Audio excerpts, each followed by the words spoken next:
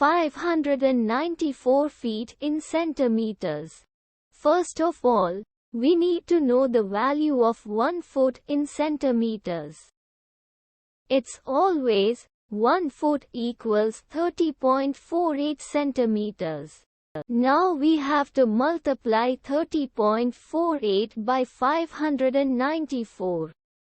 Therefore, 594 feet times 30.48 centimeters equals 18,105.12 centimeters. So, in other words, 594 feet equals 18,105.12 centimeters. We hope you have enjoyed this video.